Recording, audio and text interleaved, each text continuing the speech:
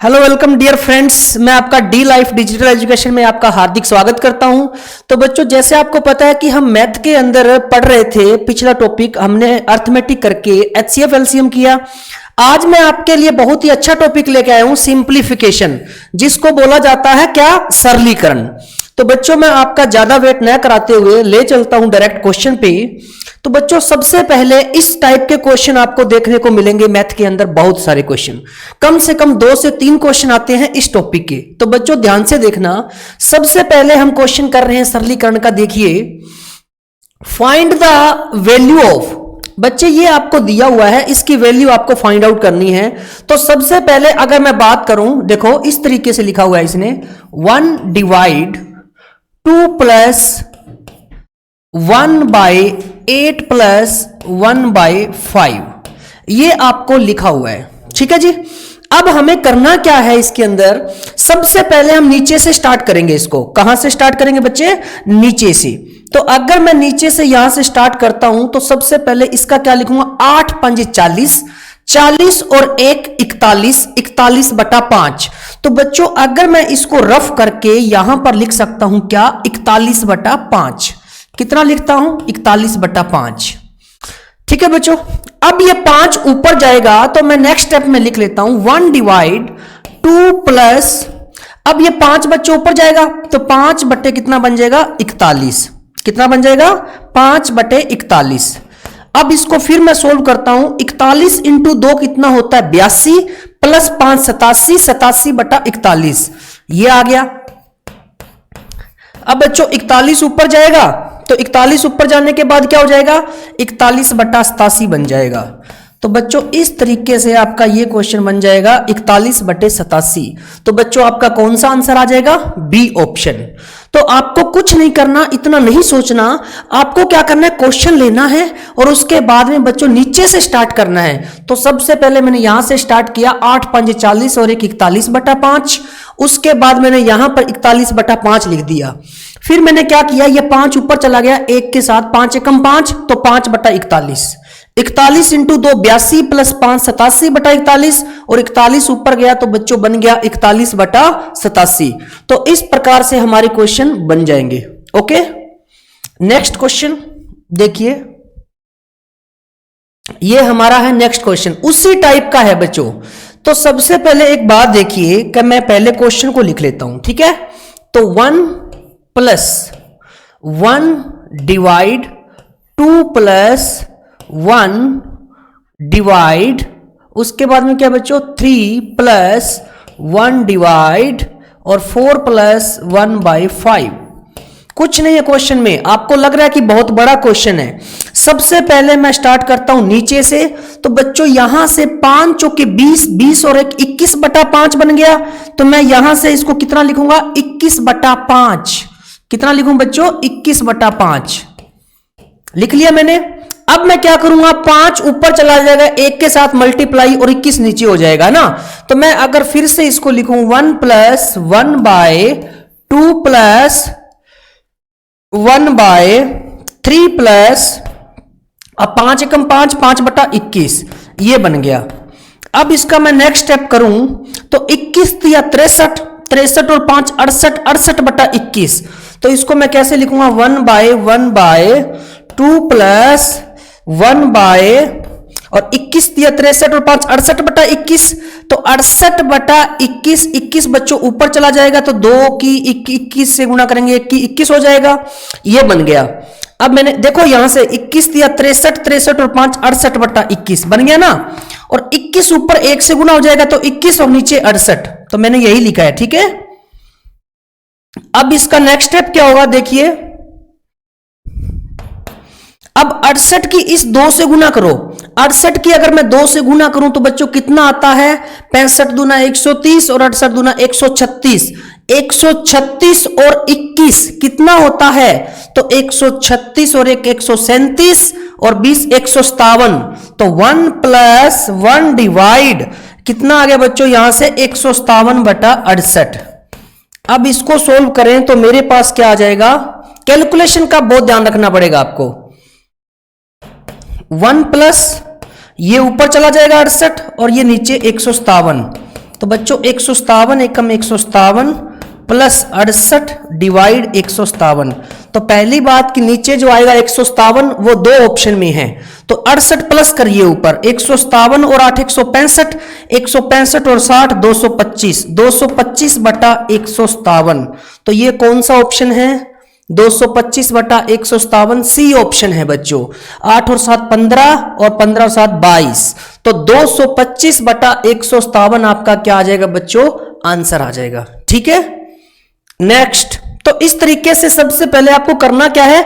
नीचे से स्टार्ट करना है, नीचे से आपको ऊपर की तरफ बढ़ना है। ठीक है ना। नेक्स्ट क्वेश्चन देखिए, नेक्स्ट क्वेश्चन में क्या बोल रहा है? बिल्कुल सेम क्वेश्चन है, करिए ट्राई एक बार आप।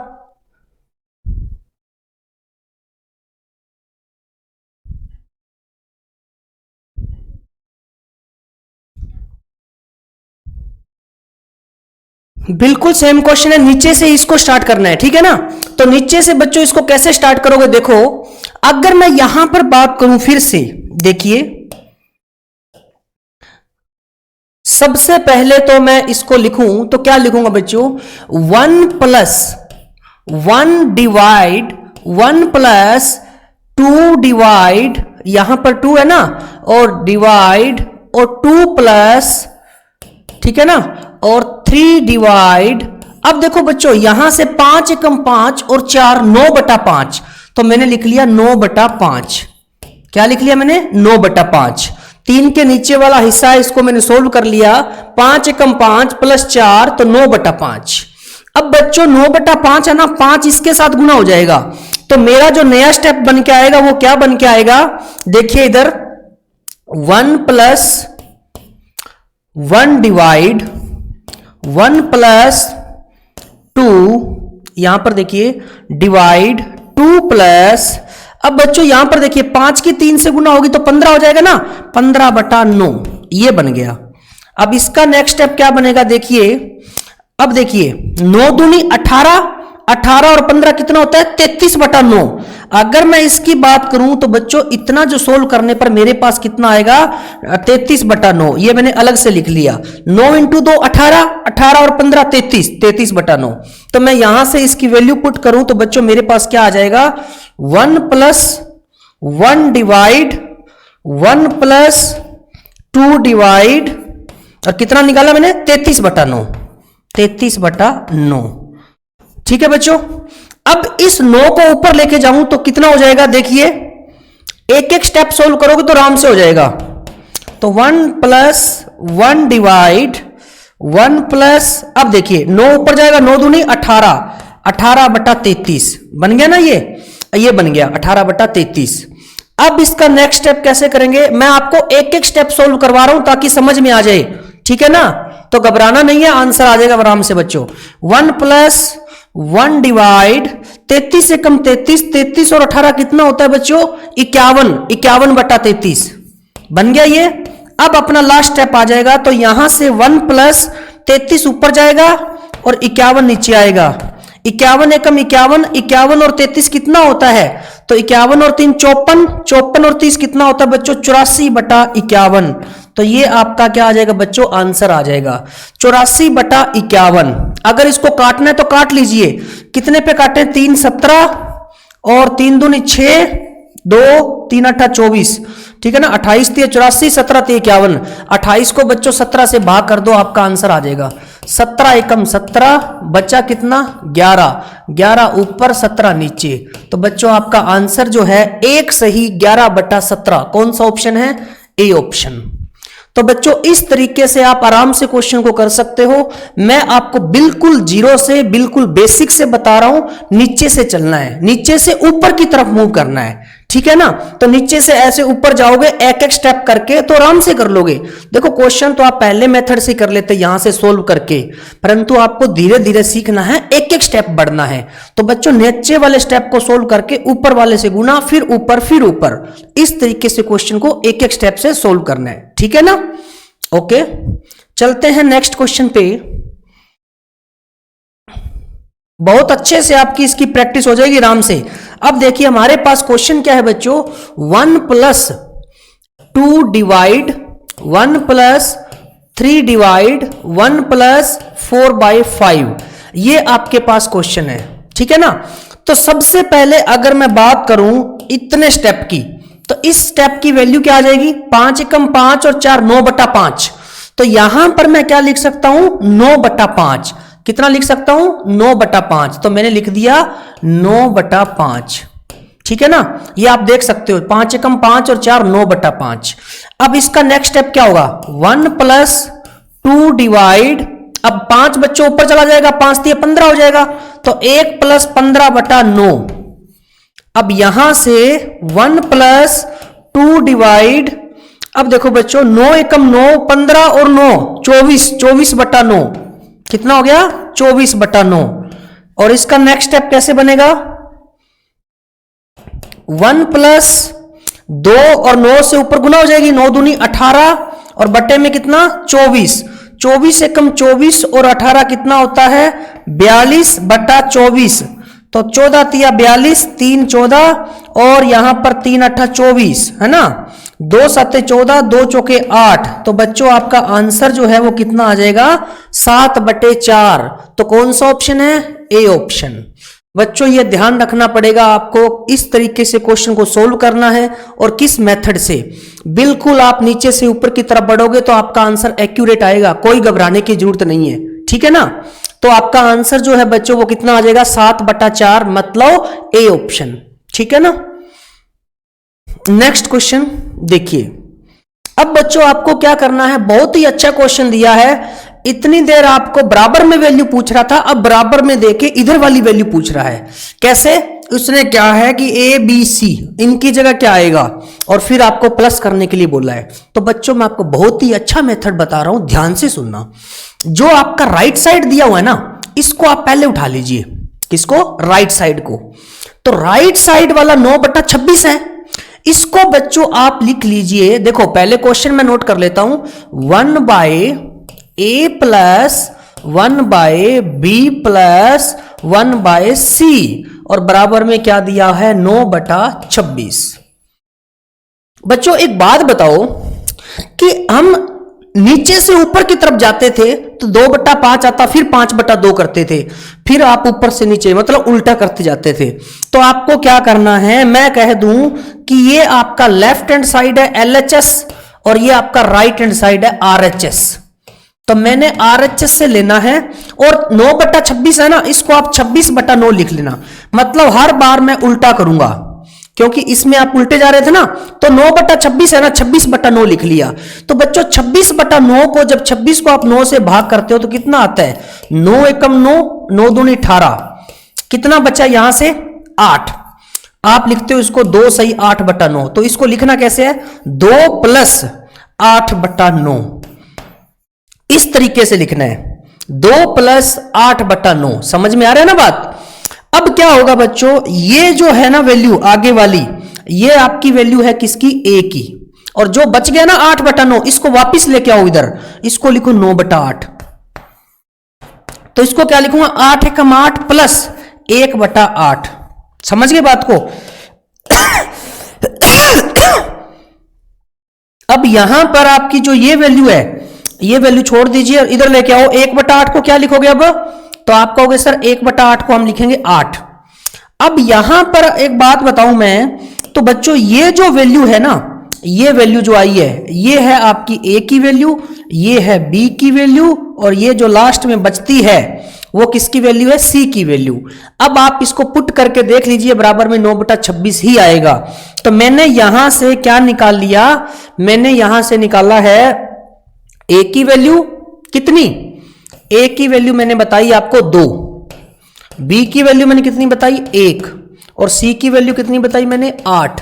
तो करना क्या है बच्चों, प्लस करना है। तो a प्लस बी प्लस सी, तो 2 प्लस 1 प्लस 8, 2 और 1 3 और 8 11। तो बच्चों आपका कितना आंसर आ जाएगा, 11 आंसर आ जाएगा।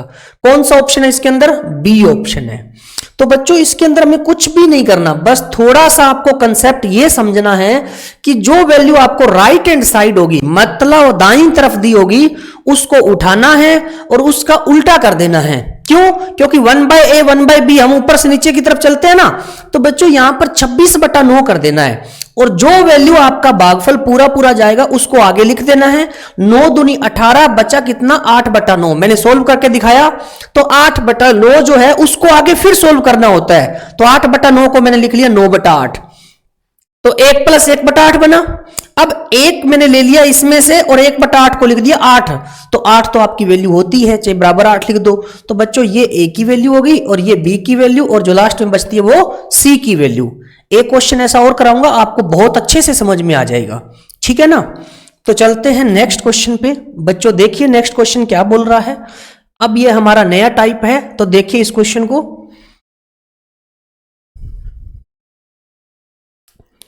तो आपको वैल्यू फाइंड आउट करनी है, ठीक है ना। यहां से देखिए 1/12, 1/20, 1/30 डैश डैश डैश 1/156 ये आपको दिया हुआ है।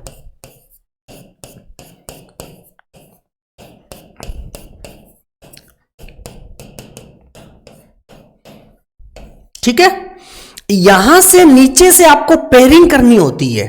तो पेयरिंग बच्चों कैसे करोगे, अगर थोड़ा सा मैं दिमाग लगाऊं तो यहां पर मेरे पास फैक्टर बन रहा है 3 4, 3 चौके 12, 4 5 20, 5 6 30।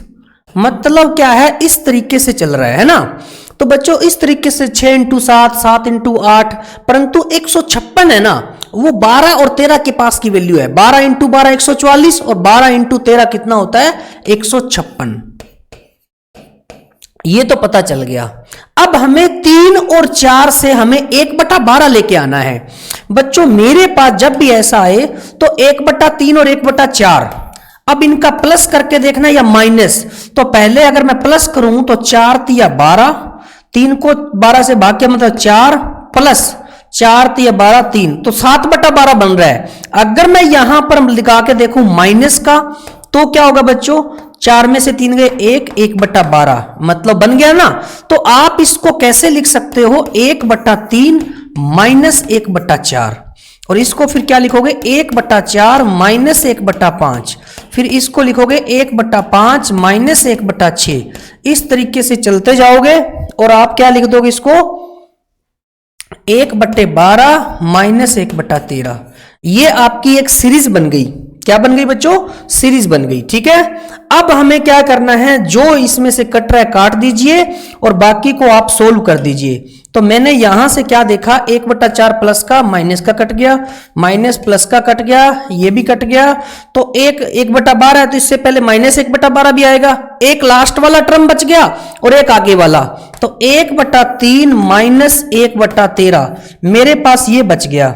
अगर मैं इसको सोल्व करता हूं तो 13 × 39 आ गया एलसीएम, 13 माइनस 3, तो मेरे पास बच गया बच्चों 10/39। तो ये मेरा क्या हो जाएगा, आंसर हो जाएगा। कितना हो जाएगा 10/39। तो बच्चों इसमें करना क्या है, कुछ भी नहीं करना, सिर्फ आपको ध्यान रखना है कि फैक्टर कैसे होगा। तो फैक्टर हो गया 12 का 3 4, 20 का 4 5, 30 का 5 6, इस तरीके से। उसके बाद जो फैक्टर बनाए हैं ना, उनसे आप ये देखिए कि प्लस माइनस करने पर होगा या प्लस करने पर होगा या माइनस करने पे। तो मैंने देखा कि माइनस करने पर वापिस 1/12 आ रहा है, तो मैंने इस तरीके से अरेंज किया और जो कट रहा है प्लस माइनस से मैंने काट दिया और मेरे पास आंसर कितना आ गया बच्चों 10/39 आ गया। तो मैं कह सकता हूं कौन सा ऑप्शन हो गया, सी ऑप्शन। ठीक है, नेक्स्ट एक ऐसा क्वेश्चन और है, find out the value of 1/10 plus 1/40 plus 1/88 plus dash dash dash 1/598 का मान ज्ञात करो। तो बच्चों जब भी ऐसा क्वेश्चन आए, पहले तो मैं क्वेश्चन को ही लिख रहा हूं, 1/10, 1/40, 1/88 प्लस डैश डैश डैश 1/598। ठीक है बच्चों, ये मैंने लिख लिया। अब यहां से सबसे पहले फैक्टर कैसे करोगे, देखो 10 के फैक्टर आपके दिमाग में आएगा 2 5 10, है ना। कितना, 2 5 10 या 5 दूनी 10। बच्चों 2 5 10, 5 दूनी 10 के अंदर जो छोटा है उसको पहले लिखा करो। आपके दिमाग में आया कि 2 5 10, उसके बाद में दिमाग में आया कि 5 8 40, तो मेरे को यह पता चला कि 3 3 का गैप है, 2 और 5 में 3 का गैप है, 5 और 8 में 3 का गैप है, और 8 और 11 में भी 3 का गैप है। ठीक है ना, इस तरीके से आप चलते गए और उसके बाद इसका गैप कैसे देखेंगे बच्चों, 8 11 आ गया, उसके बाद क्या आपके पास ऑप्शन है, 11 14, 14 17, 17 20, 20 23, 23 26, इस तरीके से सीरीज बनेगी ना। परंतु मुझे पता है इकाई का अंक 8 आना चाहिए, तो बच्चों यहां से तो बनेगा नहीं क्योंकि आपकी संख्या 598 है, यहां 88 थी। 20 के बाद वाली लाइन ही होगी ना, 20 इंटू 20 400, तो 20 इंटू 23 करूंगा तो लास्ट में आएगा 0, तो 0 तो है नहीं। 23 इंटू 26 देखता हूं, 6 3 18 आ गया ना, तो 26 3 78, 7 26 दूना 52 और 7 59, 598। तो बच्चों इसका जो पेयर है वो क्या है, 23 और 26 का है। तो आराम से पता चल जाता है, आप ये मत सोचिए कि सर वहां पता कैसे चलेगा। तो इसका पेयर कितना बन गया, 23 और 26। ये पेयरिंग मैंने कर ली। अब पेयरिंग करने के बाद तो कुछ है ही नहीं क्वेश्चन के अंदर। अब आपको यह देखना है कि 2 और 5 से 10 कैसे बनाए, मतलब 1/10। तो आपको मैंने क्या बताया हुआ है कि सबसे पहले आप 1/2 और 1/5 जो भी है इसको सोल्व कीजिए। पहले प्लस करके देख ले, 5 दूनी 10, 10 को 2 से भाग किया 5, 10 को 5 से भाग किया 2, तो बच्चों 7/10 बन गया। परंतु अगर मैं यहां पर माइनस लगाऊं तो माइनस लगाएं तो कितना आ जाएगा, 3/10। परंतु मेरे पास तो 1/10 है ना, तो एक काम करते हैं, एक और चेक कर लेते हैं, 1/5 माइनस 1/8। तो बच्चों यहां से आ गया 40, 40 को 5 से भाग किया 8, 40 को 8 से भाग किया 5, 3/40। मतलब हम माइनस कर रहे हैं ना, तो ऊपर 3 आ रहा है और हमें चाहिए 1, तो बच्चों 3 से भाग कर दो। अगर मैं 1/3 से गुणा मतलब या 3 से भाग कर दूं तो मेरा 3 से 3 कट जाएगा। अब देखो 3/40 है, इसको मैं 1/3 से करूं तो 3 से 3 कट गया ना, इसको भी 1/3 से करूं तो 3 से 3 कट गया। तो मेरे पास एक सार निकल के आया कि 1/3 तो मैं ले लेता हूं कॉमन, क्योंकि सबको करना पड़ेगा ना गुणा 1/3 से या फिर भाग 3 से, एक ही बात है। तो 1/3 तो मैंने ले लिया कॉमन और अंदर बन गया 1/2 माइनस 1/5। और इसका क्या बन जाएगा बच्चों, 1/5 माइनस 1/8। इसका क्या बन जाएगा, 1/8 माइनस 1/11। इस तरीके से चलते गए 1/23 माइनस 1/26। तो मेरे पास ये बन के आ गया। अब बच्चों जो कट रहा है उसको काटिए। पहले सबसे पहले माइनस का ये कट गया, प्लस का ये भी कट गया, ये भी कट जाएगा और ये भी कट जाएगा। क्यों, क्योंकि बच्चों आपका आगे 1 प्लस 1/11 प्लस का आने वाला है और इधर माइनस का। एक लास्ट वाला टर्म बच गया, एक पहले वाला टर्म। अब इसको कैसे सोल्व करेंगे देखिए, 1/3 बार है, अंदर क्या बचा, 1/2 माइनस 1/26, यही बचा ना। इसको सोल्व करेंगे तो 1/3 अंदर जो है बच्चों 26, इसका एलसीएम आ गया और 26 को 2 से भाग किया 13 माइनस 26 को 26 से भाग किया 1। तो यहां से अपने पास बच गया 1/3 और 13 में से 12, 12/26, 12/26।